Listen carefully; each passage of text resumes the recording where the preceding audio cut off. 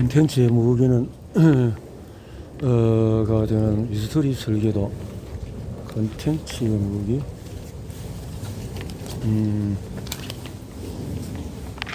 미스터리.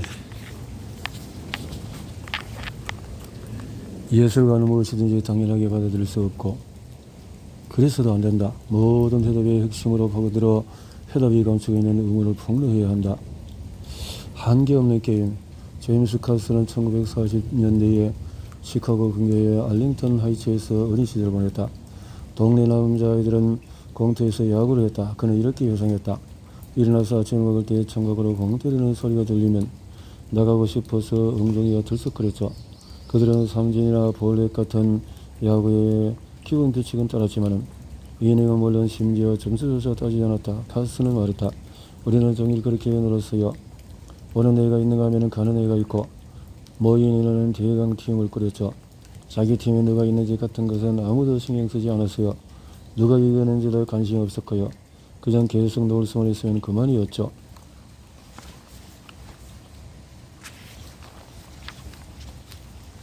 (40) 년 뒤 뉴욕 대학교 종교학과 교수가 된 카스는 어린 시절 동네 야구가 얼마나 재미있었는지 기억을 돌리곤 했다.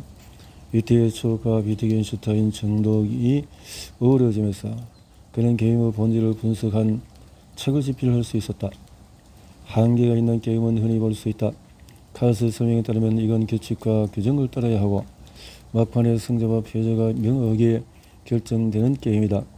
이런 게임에 한계가 있는 이유는 참가자들의 목표가 승리이기 때문이다. 그들은 반드시 점수를 기록한다. 18홀 골프, 모노폴리 40야드 대시, 콜 오브 듀티가 그렇다. 한계가 있는 게임에는 엄격한 규칙과 명확한 승리의 요건이 있다. 요건을 충족시키면 게임은 끝난다. 반면에 한계가 없는 게임은 동네 야구에 가깝다. 이 게임의 유일한 목표는 플레이를 계속 유지하는 것이다. 한계가 있는 게임에는 정해진 규칙이 있지만 한계가 없는 게임의 참가자들은 종종 그 규칙을 무시하면서 게임을 계속한다. 카스에 따르면 민주주의나 진화 과정도 한계가 없는 게임이다. 선거는 끝이 없는 게임이며 세상에 완벽한 종은 없기 때문이다. 그는 플레이 자체를 위해서 임하는 게임이 가장 훌륭한 게임이며 그 안에서 참가자들의 진가가 가장 크게 드러난다고 확신한다. 그는 기독교 신부주의를 연구하는 종교학자로서 한계 없는 게임의 신학적인 의미에 특히 관심이 많다. 주요 종교들은 역사가 아주 길고 힌두교 역사가 6,000년, 유대교가 4,000년, 동일하면 전설이지만 각 종교는 한계가 있는 게임의 요소를 지니고 있어요. 논쟁에서 이기고 싶어하는 사람, 광신도 조직을 결성하는 사람, 모든 이치를 깨달았다고 주장하는 사람들 말이요. 카스의 설명에 따르면 이들은 신과 한계가 있는 게임을 하고 있다. 하지만 한계가 있는 게임으로는 위대한 종교의 오랜 역사를 설명할 수 없다. 현자 대가 시대를 초월해서 존경받는 사람들은 경전을 더 깨우치면 이제 새로운 장이 시작됐을 뿐이라는 것을 알았죠. 이로써 논쟁은 계속되고 그것은 좋은 현상이에요. 유대교를 보세요. 유대인들은 막강한 군사나 제국을 소유한 적이 없어요. 심지어 수천 년 동안 뿔뿔이 흩어서 지냈자 하지만 그들의 연합이 탈무드라는 경전이 있어요. 그걸로 충분했죠. 우리는 해답을 찾기 위해서 종교에 의지하는 종교의 명맥을 의지하는 것은 무궁무진한 질문이다. 종교뿐만 아니라 카스는 셰익스피어 같은 위대한 예술이 세월을 이기는 이유도 그것이 한계없는 게임이기 때문이라고 한다. 위대한 문학 작품은 답을 알려주지 않아요. 햄릿을 한번 읽어보면 이해를 했다는 생각이 들다가도 다시 보면 새롭게 알게 되는 부분이 생겨요. 그래서 다시 읽는 거예요. 계속 게임을 하게 돼요. 경전의 텍스트는 의도가 분명하지 않다. 그 의미가 유동적이고 가변적이다. 이런 한계 없는 게임은 대단히 성가시게 느껴질 수도 있다. 열 수도 없는 미스터리 상자 앞에서 하루 끙끙 대야 할까? 끝까지 범인을 밝히지 않는 추리소설을 뭐하러 읽어야 할까? 계율이 계속 바뀌는 종교를 왜 믿어야 할까? 하지만 카스도 지적했다시피 바로 그런 끝없는 추구에 쾌감이 있다. 성인에게 한계가 없는 게임에 대해서 설명하면 위심쩍어 하는 표정을 지어요. 이기지 못할 게임을 하는 이유를 상상하지 못하는 거죠. 하지만 아이들을 보면은 자기들만의 세상에서 자기들만의 규칙을 만들고 결승선이 없는 놀이를 할 때 제일 즐거워해요. 무제한적인 게임을 할 때 제일 행복해해요. 역정에서는 최고의 한계 없는 게임들을 살펴보고 그 컨텐츠들의 전력을 살펴볼 것이다. 블록버스터 게임의 시작. 1998년 여름 제이슨 헬록은 할리우드 영화 제작사 컨텐츠 발굴자로 근무했다. 차세대 히트작을 찾느라고 날마다 수많은 책과 시나리오를 탐독했고 그 중에 대다수를 불합격 처리했다. 그는 말했다. 후보작을 수없이 읽다 보니 아류는 한눈에 파악이 되어 그의 모든 작품이 모방작이에요. 모방작이에요. 그리고 대체로 오리지널이 더 낫죠. 어느 날 영국의 어린이 소설이 가지고 온 상태로 제이슨의 손에 들어갔다. 입소문을 타고 있는 조금 반응이 있는 작품이라길래 읽어보기로 했다. 표지가 깜찍하긴 했지만 그리 기대적으로 보이지는 않았다. 제목에 현재라는 단어가 있었거든요. 다 보기에 블록버스터는 아니었어요. 하지만 그는 책을 집어들었고 5페이지부터 넋을 잃었다. 3장이 끊어서 무렵에는 완전히 마음을 빼앗겼다. 제이슨은 몇 시간 만에 책을 다 읽은 뒤에 전처럼 쓴 적이 없는 리뷰를 쓰기 시작했다. 경이롭고 폭발적인 상상력을 거친 영화로서의 가능성에 충만한 독창적인 어린이 판타지다. 고전적인 동화의 매력과 눈이 번쩍 뜰 만한 비주얼 요소를 동시에 갖추었고 이 모든 게 어우러져서 눈을 뗄 수 없는 서사를 완성한다. 제이슨이 생선한 리뷰를 읽고 그에게 전문을 걸었다. 저더러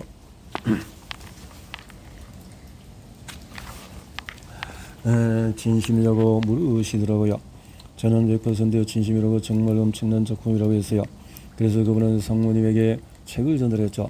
상무님은 제목이 이상하다고 생각했대요. 하지만 제가 긍정적인 반응을 보이는 경우가 드물다는 것을 알기 때문에 점심 약속을 취소하고 그 책을 읽었다고 하더라고요. 책을 읽은 뒤에는 아무도 완전히 마음을 빼앗겼고 그 길로 제작사 사장실을 찾아갔다. 그러는 책상에 책을 꽉 밀어넣으며 당장 관건을 사야 한다고 말했다. 사장님은 표지를 훑고 쳐다보며 부제를 확인했어요. 그리고는 거기를 저으며 말했죠. 글쎄, 마법학교? 그 책은 바로 해리포터 마법사의 더월이었다.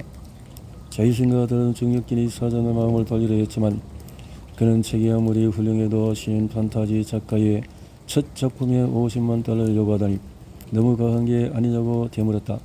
안타깝게도 그의 판단은 철저히 빗나갔다. 영화 해리포터와 마법사의 더월은 $10억 넘는 수익을 거뒀고 시리즈 총 수익은 $70억 넘었다. 제이슨은 말했다.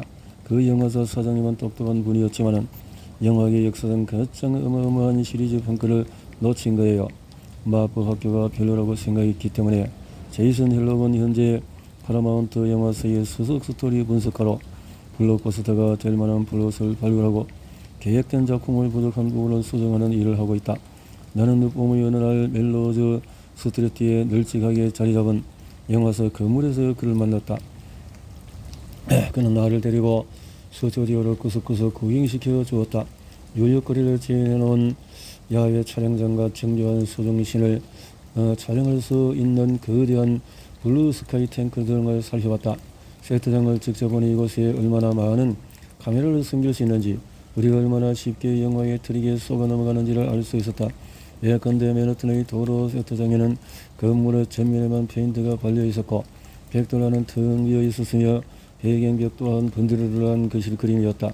직접 보면 좀 허접하다 싶을지 몰라도 영화에서는 효과 만점이에요. 제이슨은 말했다. 영화에 관한 제이슨은 이 시대의 마지막 낭만주의자였다. 오랜 시간에 영화계에서 일해왔지만은 좋아하는 영화를 이야기할 때면은 아직도 청년 같았다. 제이슨은 한껏 들뜬 목소리로 윌리엄 와일러 감독의 우리 생애 최고의 해에서 그들은 마치의 연기를 묘사했고 인디아나 존스 시리즈의 서막을 날린 스티븐 스필버그 감독의 영화 레이드스의 코믹한 분위기에 대해서도 열광적으로 이야기를 이었다. 내가 그를 만난 건 전 세계를 덮친 팬데믹으로 영화관들이 문을 닫기 몇 달 전이었다. 영화표는 팔기가 어려워요. $15를 내고 모르는 사람들과 어두컴컴한 공간에 두어 시간 앉아 있으라는 거잖아요. 요즘은 스마트폰에 없는 콘텐츠 값이 더 힘들어졌죠. TK 값을 하려면 관객들의 마음을 아주 강렬하게 사로잡는 수밖에 없어요. 제이슨의 해리포터와 마법사의 도입으로부터 예를 들었다. 제가 그 책의 처음 몇 페이지만 읽고 왜 그토록 빠져들었는지 아세요? J.K. 롤링은 마법학교에서 이야기를 시작하지 않아요. 오히려 아주 평범한 동네에서 시작하는데 그 평범함 때문에 소설의 디테일한 설정들이 흥미롭게 강조된단 말이죠. 고양이와 지도를 걸쳐 알고 한글색 부엉이가 주변을 날아다니며 기자란 가운을 입은 노 교수는 이름을 말할 수 없는 자를 운운한다. 이게 다 무슨 소린지 당체 알 수가 없지만 궁금해진다. 미스터리 박스의 등장이다. 노런 반대는 3인칭 제한적인 전지적인 소설 방식 덕분에 가능한데 역시 이 롤링이 탐정 소설에서만 차용한 것이다. 이와 같이 미스터리 박스의 효력은 일시적이다.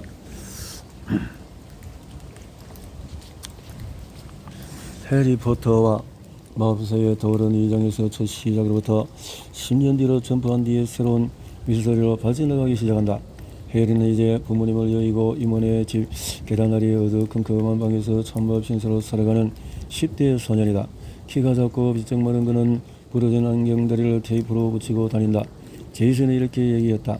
어떻게 보면 해리는 지금까지 수백 권도 더 넘게 본 주인공이에요. 개구리 왕자죠. 롤링의 능력이 이렇게 출중하지 않았다면 재미없는 클리셰가 되었을 거예요. 하지만 디테일한 특징들이 그를 강렬한 캐릭터로 탄생시켰죠. 소설이가 전개되는 동안에 해리포터라는 인물은 점점 복잡해진다. 그는 영웅일지 모르지만 볼트모트라는 악당과 묘한 연결고리가 있다. 해리도 그처럼 뱀의 말을 할 수 있고 그 둘의 지팡이는 쌍둥이다. 그들은 심지어 서로의 생각까지 읽을 수 있다. 호그와트에서 마법약을 가르치는 세베루스 느네이프만 해도 그렇다. 제이슨이 말한 것처럼 여러 번 반복해서 감상할 수 있는 작품의 결정적인 특징은 복잡한 캐릭터다. 그는 인물들을 둘러싼 미스터리가 돋보인 대서사가의 또 다른 예로 사후작을 들었다. 대편의 한 장면을 예를 들어보자. 마이클 브랑크스의 유명한 이탈리아 음식점에서 마이클은 그 아버지를 살려하려 했던 솔로와 메클러스키를 죽일 생각이다. 마이클은 도중에 화장실에 들어가서 총을 꺼내고 고가 전철이 혈안하는 소리와 함께 멈추어서는 순간 그들의 바로 앞에서 총을 3번 발사한다. 그리고 경악한 표정으로 총을 떨어뜨리고 음식 밖으로 달려간다. 이 긴장감을 지난 몇 번이 대부의 상징적인 장면의 이유는 마이클이 암흑의 세계를 건너가는 결정적인 순간일 뿐만 아니라 데이비드 체이스 소프라노스의 결말 부분에서 이 장면의 영향을 많이 받았다고 밝혔다. 볼 때마다 새로운 디테일이 드러나기 때문이다. 송아지 고기에 정신이 팔린 부패 경찰 메클러스키, 노골적으로 경멸한 표정으로 짓고 있는 솔로조, 불안한 티를 내지 않으려고 길을 쓰는 마이클. 이때 마이클과 솔로조는 이탈리아어로 대화를 나누는데 감독 프랜시스 포드 코폴라는 이 장면에 자막을 제공하지 않았다. 이 장면에는 음악이 흐르지 않는데 이 또한 관객의 몰입도를 높이기 위한 장치다. 많은 영화가 운동선수가 스테로이드를 쓰듯이 음악을 활용하죠. 그로 인해서 강력해지고 스피드도 얻을 수 있지만 장기적으로 보면 해로워요. 머치의 주장에 따르면 영화의 배경음악이 해가 되는 이유는 작품의 미스를 제거하는 역할을 할 때가 많기 때문이다. 음악에는 엄청난 암시적인 힘이 있으므로 우리는 어떤 장면에 흐르는 음악을 그 장면 해석을 프레임으로 삼는다. 프랜시스 포드 코폴라는 이와 같은 감정의 지름길을 쓰지 않고 관객의 주인공의 복잡한 면모를 직접 대면하게 했다. 해리포터라는 한계가 없는 게임은 미스터리 박스와 강렬한 등장인물로 시작한다. 하지만 롤링은 거기서 멈추지 않고 무한 해석을 유도하는 장치를 광범위하게 사용한다. 맥베스는 마녀들부터 여자가 낳은 자는 그들을 쓰러뜨리지 못하리라 라는 예언을 듣는다. 이후에 맥베스는 탐욕의 광기와 자기 파괴적인 자신감에 사로잡혀서 예언에 담긴 모함을 강가한다. 그 결과 그는 제왕절개로 태어난 맥더프의 손에 최후를 맞이한다. 맥더프는 달이 차기 전에 어머니의 배를 가르고 나온 사람이었다. 롤링이 보기에 맥베스의 교훈은 예언이란 모하기 짝이 없는 것이며 문학 작품처럼 해석하기에 따라서 의미가 달라진다는 것이었다. 해리포터에서 예언을 들려주는 사람은 점수를 가르치는 다소 못 믿어본 11 트룰리니 교수다. 그는 해리가 태어나기 몇 달 전에 이런 예언을 했다. 어둠의 황을 물리칠 힘을 가질 자가 온다. 세 차례 그를 부인한 자들에게서 7번째 달이 저물 때에 태어나리라. 이게 어둠의 왕이 볼드모트는 맥베스처럼 예언의 모함을 간과하고 잘못 해석한다. 그 예언이 얼마 전에 전한 해리포터에 관한 것이라고 생각한 것은 아기를 죽이려고 한다. 독자들은 유권에 이르러서야 이 예언이 사실은 전혀 예언이여 아니었다는 것을 깨닫게 된다. 덤블도의 설명을 들어보자. 해리, 예언이 된 이유는 아직 볼트모트가 그걸 그대로 실행에 옮겼기 때문이라는 점을 절대 잊지 마라. 그자가 너를 대신에게 가장 위협인 존재로 지목했고 그랬기 때문에 네가 그에게 가장 위협이 되는 존재로 둔갑했다는 것을 롤링은 한 인터뷰에서 이 모호한 예언과 맥베스와의 연관성에 관해서 이렇게 밝혔다. 마녀들이 맥베스에게 미래의 일을 알려주자 그가 그걸 현실로 만들잖아요. 이렇게 들으려니 예언의 해석에 대한 교훈이 된다. 롤링은 가장 흥미진진한 이야기는 쉽게 해석할 수 없는 걸 수수께끼가 담긴 글이라는 사실을 독자들에게 일깨운다. 히브리 대학교 영문학을 가르치는 시라볼로스키 교수는 해리포터의 수수께끼에서 이렇게 말했다. 해리포터 시리즈는 여러모로 전형적인 모험담의 패턴을 지니지만 더 넓은 관점에서 보면 해리와 그 주변 인물들이 찾아 나서는 것은 비밀 수수께끼다. 이런 의미에서 이 시리즈의 임무는 해석이라는 행위 그 자체이다. 시리즈 말미에 해리는 덤블도에게 묻는다. 왜 그렇게 일을 어렵게 만드셨어요? 청소년 소설의 미스터리 박스, 예측 오류, 불투명한 캐릭터, 모함을 잔뜩 집어넣은 롤링에게도 똑같은 질문을 던질 수 있겠다. 두말하면 전설이지만 해리포터 시리즈도 마찬가지다. 해리포터에 그래서 우리는 무궁무진한 의미로 이루어진 세상에 살고 있고 따라서 해석에도 끝이 없다. 해리포터의 핵심이다 라는 거네요.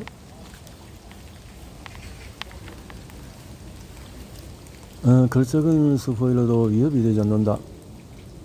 어떤 콘텐츠가 한계없는 게임인지 아닌지 간단히 알아보는 방법이 있다. 바로 스포일러 유출 1이다.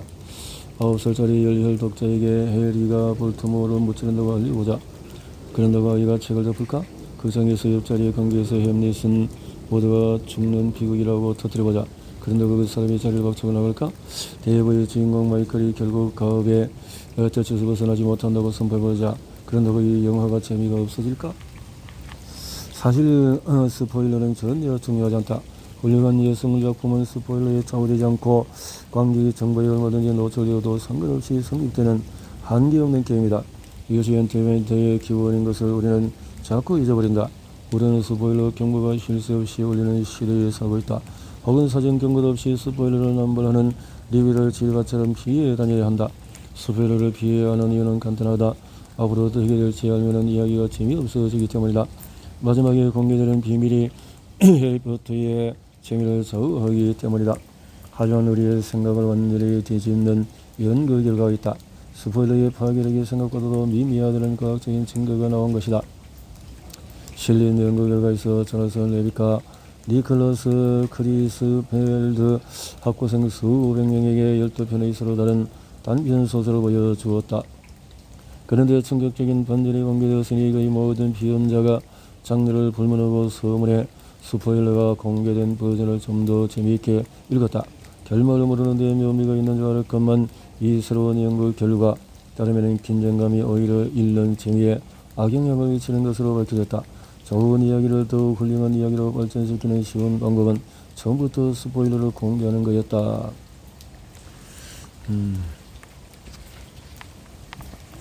하지만 근대 전의 독자들이라면 글센펠트의 스포일러 연구 결과가 놀랍지 않을 것이다.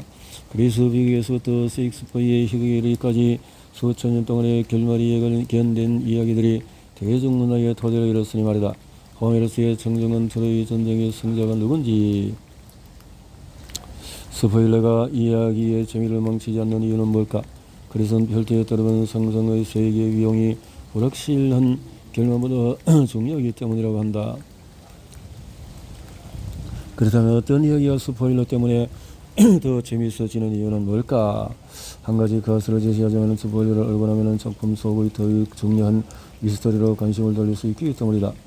폴리가 대부에서 자막을 생략하여 인물들의 섬세한 연기에 더욱 집중할 수 있도록 했던 것처럼 말이다. 혹은 해리포터의 경우를 보라. 스네이프의 정체를 알고 나면 우리는 그의 복잡한 동기를 자유롭게 생각해 볼 수 있게 된다. 평면적이든 숙적이 입체적인 인물로 둔갑한다. 그래서 필터는 이렇게 말했다. 스포일러로 인해서 작품이 더 흥미로워지는 이유는 다른 모든 것을 더 의식할 수 있게 되기 때문이죠. 다음에 어떤 일이 벌어질지에만 속각을 곤두세우지 않으니까요. 그러면 그 외의 모든 것 우리를 가상의 세계로 유혹하는 그 알쏭달쏭한 디테일의 재미를 느낄 여유가 생기죠. 우리는 스포일러가 미스터리를 감소시킨다고 한다. 하지만 걸작의 영화는 그 반대다. 플롯은 한계가 있는 게임이다. 모든 이야기는 시작과 중간에 끝이 있다. 하지만 어떤 작가들은 그 제한적인 구조 안에서 무한함을 아우르는 방법을 찾는다. 몇 번을 다시 읽어도 몇 번을 다시 봐도 답을 찾을 수 없는 질문을 제시한다.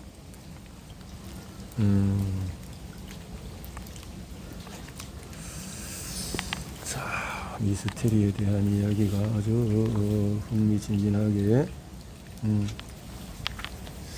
그래서 영화를 보고 또 보는 것은 저거를 잊어버리서가 아니에요. 아직도 이해가 안 되는 부분이 있고 다시 봐도 경탄하지 않은 장면이 있기 때문이죠. 항상 뭔가를 놓치고 있는 것 같고 내가 이해한 것보다도 훨씬 많은 의미가 담겨 있는 것 같기 때문이에요. 정답 없음을 즐길 줄 아는 능력. 1890년 헨리 제임스는 양탄자의 어머니라는 단편소설을 출간했다. 이 작품은 또 보면 단순한 탐문소설 같은데요. 영화. 제임스는 작품 속에서 주제를 찾아내려 하는 독자들을 위해서 이런 소재를 쓰지 않았을까? 야심할 만한 하자는 소설의 비밀을 알 수 있기 갈망하지만 비밀은 없다는 게 비밀이다. 미스터리 있는 그대로 감상하지 못하는 것은 흔한 실수이며 문화평론가들은 그런 실수를 저지른 것도 아니다. 미국 국가정보원 회장을 역임한 그레고리 트레버트는 퍼즐과 미스터리 사이에서 확실하게 선을 긋는다. 그의 주장에 따르면 냉전을 바로 퍼즐이라는 단어로 규정할 수 있었다. 미국의 첩보기관은 해결할 수 있는 문제의 정답을 모색했다. 소련이 보유한 핵탄두가 몇 개나 될까? 미사일은 어디 배치되었을까? 사정거리는 퍼즐의 정답이 있었고 그것이 핵심이었다. 이기 위해서 그 아무나 찾아내기만 하면 된다. 하지만 모든 첩보 관련 사항에 정답이 있는 것은 아니다. 테러리스트의 협박을 예로 들어보자. 트레버트는 이렇게 주장한다. 테러 기사들은 우리의 취약한 면에 따라서 그들의 형태를 바꾼다. 그들이 제기하는 협박의 유형은 상대에 따라서 달라진다. 9.11 테러범은 정규훈련을 받은 등등등등 절차상의 이런 문제들. 안타깝게도 첩보기관들은 종종 미사일을 퍼즐로 바꾸려는 시도를 감행했다. 이것이 잘못이라는 거죠. 이런 오류를 피하려면 어떻게 해야 할까? 펜실베니아 대학교의 심리학 교수는 미래를 예측하는 능력을 극적으로 계산할 방법이 있다고 한다. 이들은 실험을 위해서 다양한 사회적인 사건의 결과를 예측하는 일을 맡길 유망한 아무추어 예측가를 선별했다. 비협렬한 사회의 각계각층을 망라했다. 테들라카 멜러스는 이렇게 선별한 유명한 아마추어들과 예측 훈련을 시작했다. 연구자들은 이들에게 시리아 내전부터 미중 무역 전쟁 가능성에 이르기까지 전 세계에서 벌어지는 다양한 사건의 전망을 예측하게 했고 슈퍼 예측가들이 어떻게 이렇게 큰 성공을 거둘 수 있었을까? 제임스 카스는 한계 없는 게임이 우리의 실생활에 도움이 된다고 이야기한다. 그는 나와 대화를 나누며 자신이 쓴 논문이 인지심리학자, 비즈니스 컨설턴트 이것이 우리의 한계의 인생에 한계 없는 게임과 미스터리가 필요한 이유다. 한계 없는 게임에는 승자도 없고 패자도 없고 오로지 플레이만 존재하므로 그 구조를 통해서 경험 자체를 즐기며 탈무가 됐건 햄릿이 됐건 해리포터의 광활한 세계가 됐건 스포일러의 영향을 받지 않는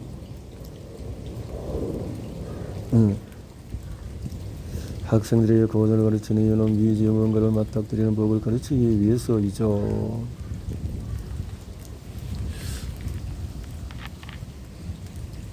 최고의 미스터리는 경외감을 유발한다. 한계 없는 게임이 존재하는 이유가 뭘까? 쓸모가 있기 때문이다. 좋은 이야기는 끝이 없는 야구 경기와 같다. 한계 없는 게임의 수천 년 동안 찬사를 누린 진정한 이유는 우리의 깊숙한 감정을 건드리기 때문이다. 그렇군요. 켈트레가 말하는 두 번째 특징은 세상에 대한 우리의 이해를 뛰어넘는다는 것이다. 일상을 뛰어넘는다.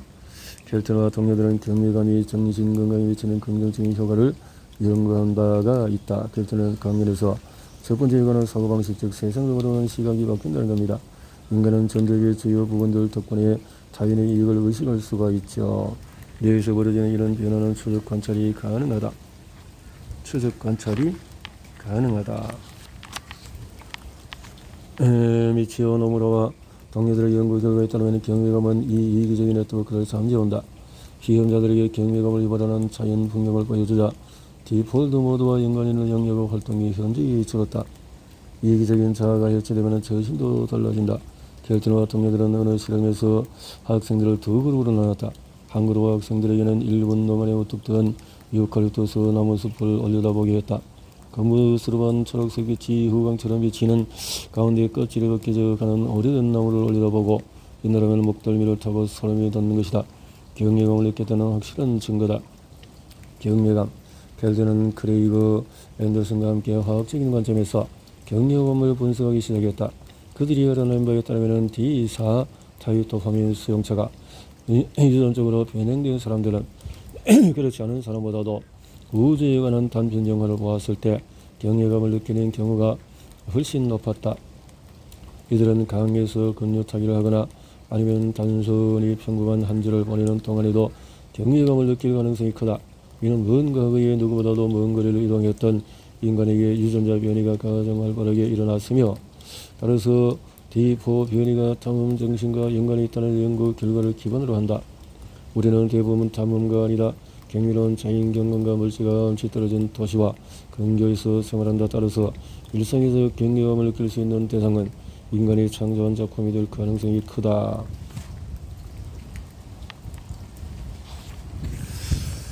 강렬하고 이런 감정은 작품을 계속 탐구하게 하는 원동력이 되고 게임은 이렇게 계속된다.